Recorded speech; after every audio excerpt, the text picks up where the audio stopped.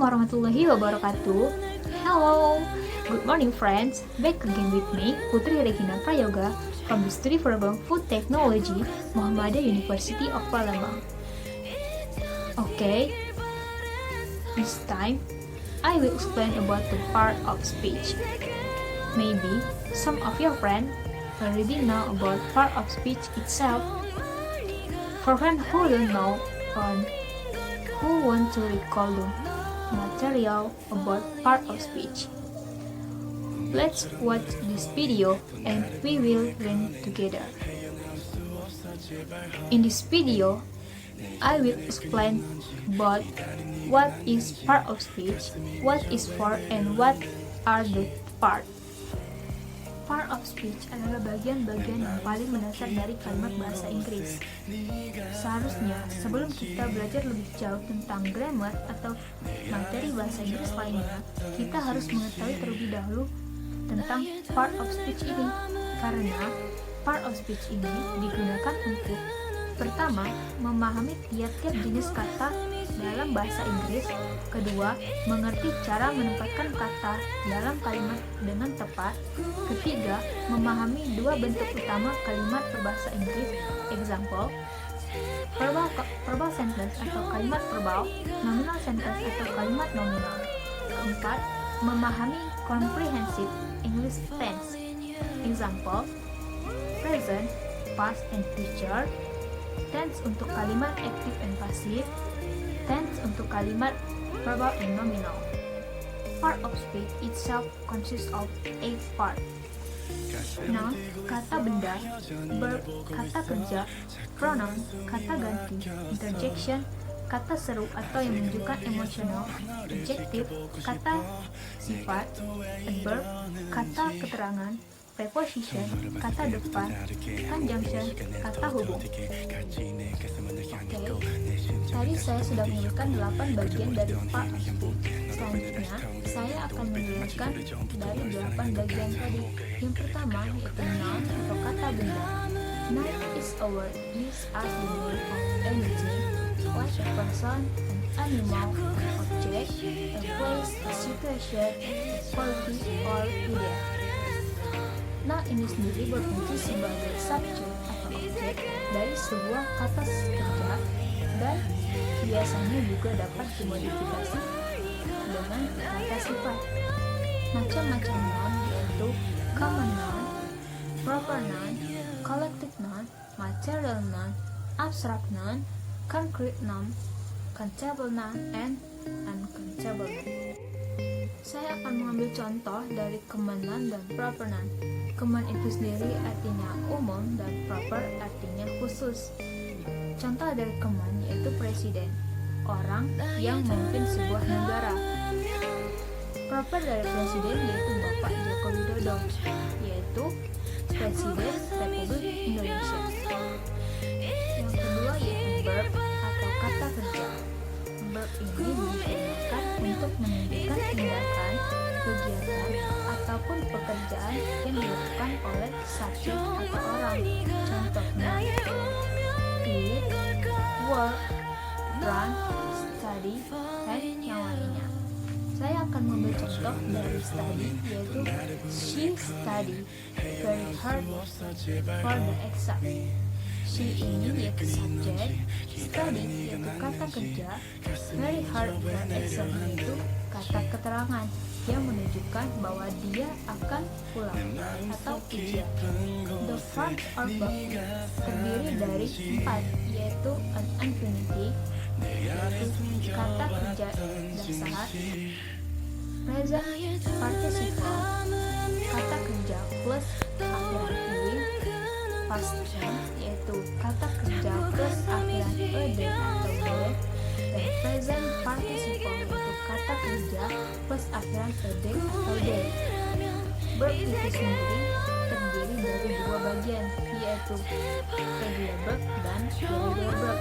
Regular verb yaitu kata kerja yang berbentuk past tense dan past participle. Contohnya work, work, dan work.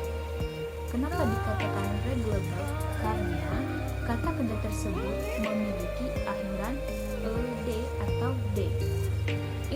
verb, yaitu kata kerja yang tidak beraturan, karena penulisannya kadang berbeda dan kadang pula sama. Contohnya read, dan read. Read pada past dan participle tidak sama dengan read pada present. Begitu pula dengan contoh kata forget, dan forgotten. Kalimat forget dan forgotten tidak sama pada kalimat forget pada present. Itu menunjukkan bahwa kata tersebut merupakan irregular atau kata kerja tidak benar. Yang ketiga yaitu pronoun atau kata dasar. Biasanya pronoun cuma digunakan untuk mengganti noun. Jadi bagian part of speech ini untuk menghindari pengulangan kata. Contohnya yaitu I, you, we, they, she, he, it, atau yang lainnya. Untuk contoh kalimatnya, my friend Paris is a police. He lives in Jakarta. Here di sini digunakan untuk menggantikan kata a police, Paris, atau my friend. Jadi untuk kalimat berikutnya kita tidak perlu lagi menulis kata police atau Paris atau my friend agar kita terhindar dari yang namanya pengulangan kata.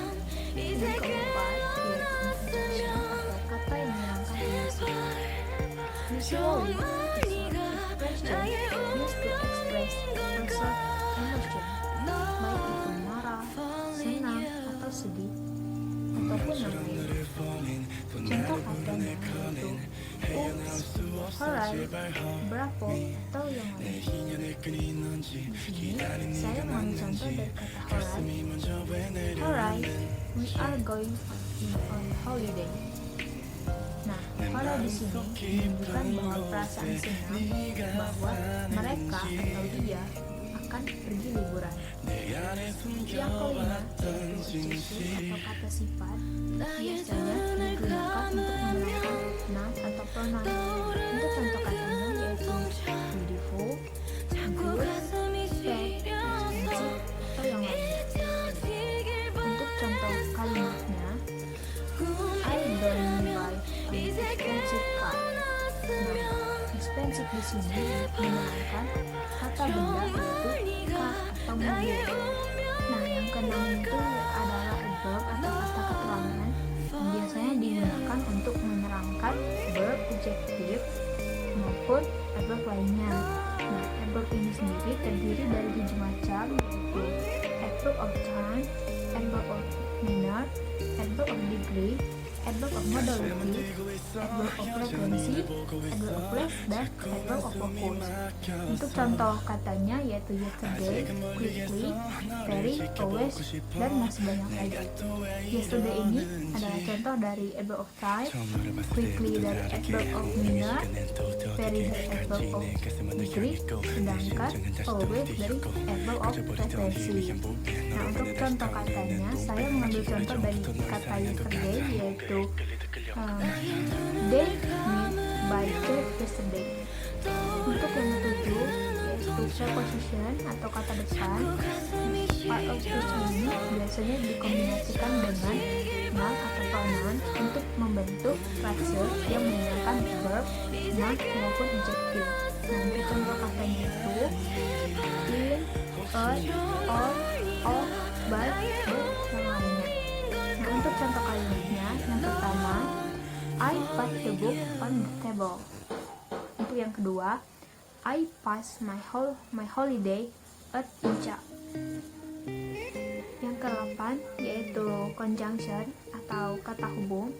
Nah, biasanya conjunction ini digunakan untuk menghubungkan dua kata, dua frase, dua klause maupun dua paragraf.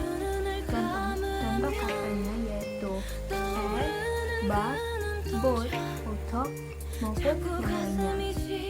Untuk contoh kalimatnya yaitu I like the car, but I don't have enough money to buy it. Okay friends, this is my explanation about about this part of speech. I hope you can understand it and you can use it later when doing grammar or other English material. Next, thank you very much for your attention and see you. Wassalamualaikum warahmatullahi wabarakatuh. 가슴이 먼저 왜 내려앉는지